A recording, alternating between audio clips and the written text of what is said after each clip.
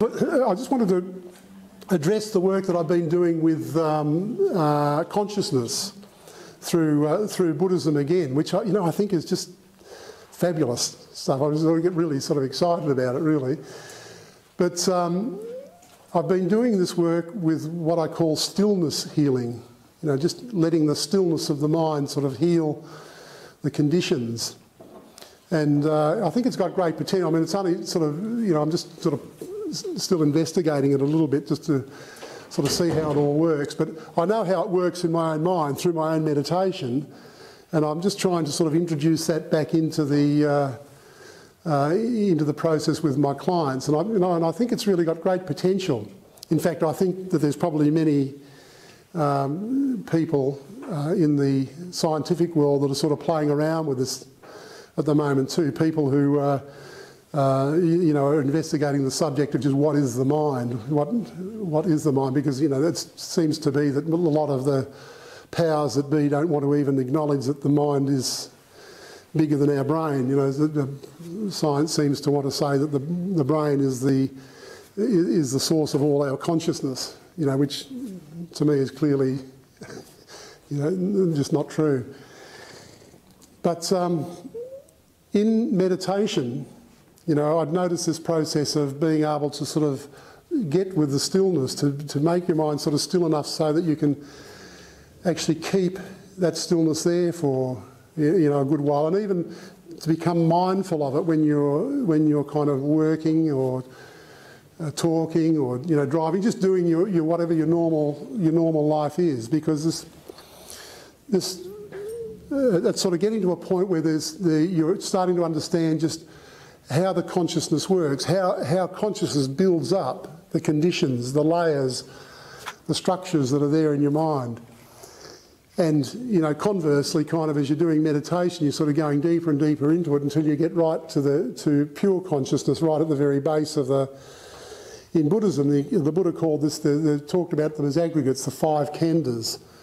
And he talks about pure consciousness being at the bottom, at the baseline. And then he talks about consciousness moving. So there's a movement of consciousness. And once there's a movement of consciousness, then, you could probably take this into a thought or something like that, but a movement that makes something different than what pure consciousness is. I'll maybe just come back and explain that a little bit more fully in a moment. But then from the movement, what happens then is that there's usually the third khandha is perception. The Buddha talks about the perception forming. And then after the perception, there's feeling. So you've got those first 4 there, all as mental states, the first 4 aggregates. Khandhas means aggregates. And then the 5th one he talks about as being rupa, or the physical. So, everything physically points to as being this rupa, or just in this one category. So basically what the Buddha's saying there is that the first 4, or you can maybe say 80% of consciousness is made up of mental states. And for me, this fits very well with the way science goes and that anyway these days, because you see that the Ross. Yeah, that's fine. The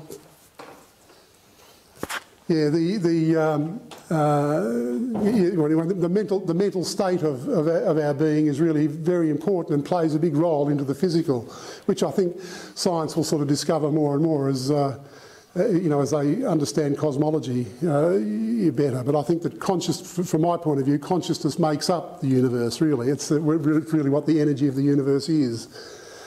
But I think you can see this in your own mind. You can see what pure consciousness is. And it's a palpable thing. It's something that you can actually notice and I can talk to you now and sort of know. I can be mindful of the pure consciousness behind me. And what that does for you, it allows you to be much more, I would say sensitive to the world, sensitive to your clients, sensitive to whatever job that you're doing, really. But the brilliant thing about this stillness, though, is that it's a great healing thing. When when you've got sort of troubles or conditions in your life that are causing you grief, if you can kind of allow this stillness, this pure consciousness to envelop those conditions, the conditions will gradually dissipate and kind of disappear. It's just sort of a natural thing that happens. You kind of notice this in your meditation very easily. Well, maybe not easily. It takes a bit of practice to sort of work at it, but you can sort of see with it. But I've been working just lately though with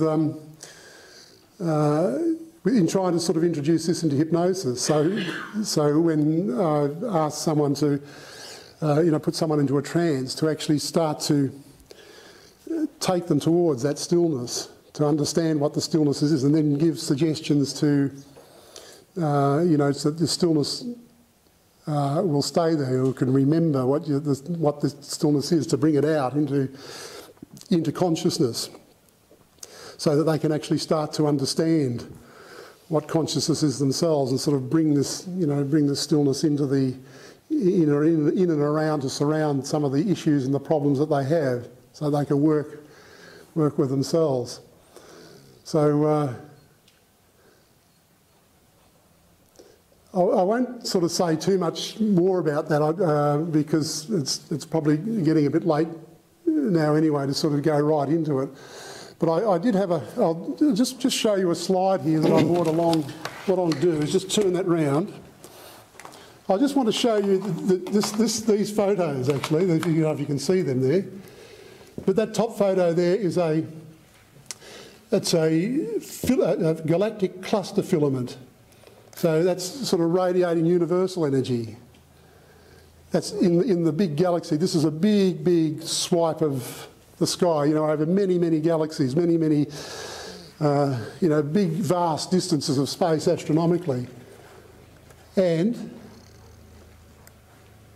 that is a picture of the neural network of a brain. It's quite remarkable, isn't it, really?